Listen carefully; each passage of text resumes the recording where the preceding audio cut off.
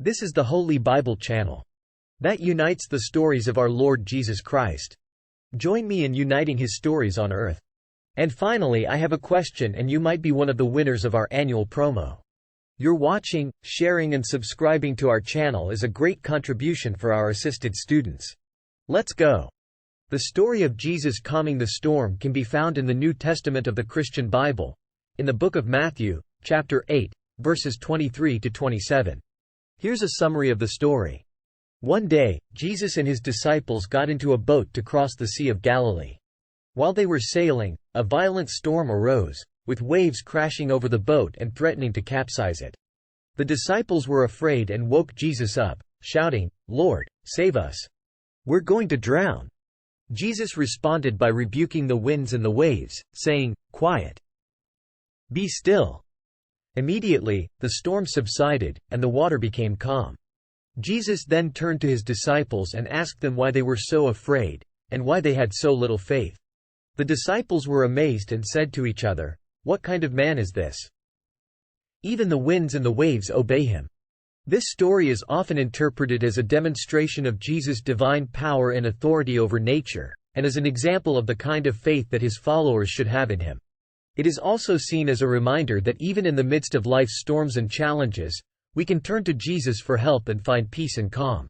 How God created the universe. The creation of the earth is described in the book of Genesis in the Old Testament of the Bible. According to this account, God created the earth and everything in it in 6 days, resting on the seventh day.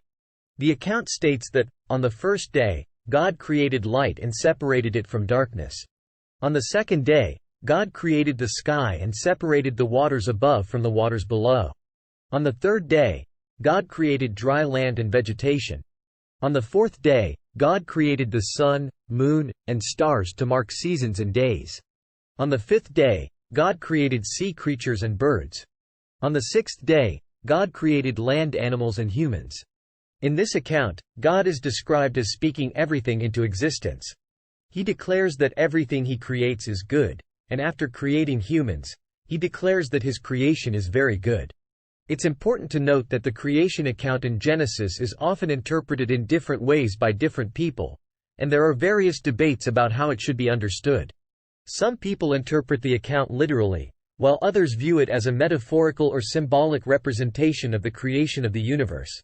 Regardless of how one interprets the creation account in Genesis, it serves as a reminder of God's power and creativity in bringing the world into being.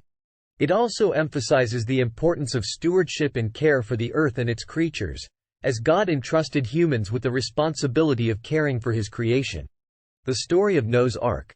God saw that the earth was filled with violence and corruption, and he decided to cleanse the earth with a flood.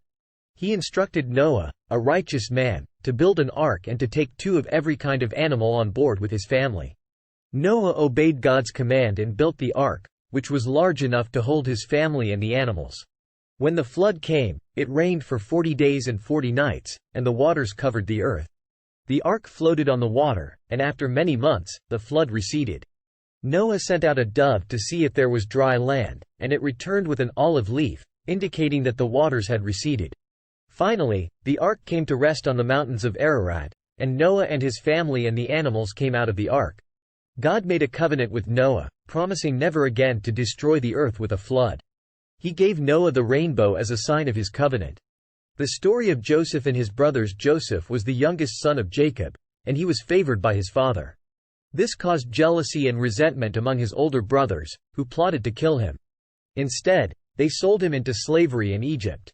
In Egypt, Joseph worked for Potiphar, a wealthy Egyptian, but he was falsely accused of a crime and thrown into prison. However, God was with Joseph, and he interpreted the dreams of Pharaoh's cupbearer and baker, which led to his release from prison. Pharaoh also had a dream, and Joseph interpreted it as a warning of a coming famine. Pharaoh was impressed by Joseph's wisdom and made him second in command in Egypt.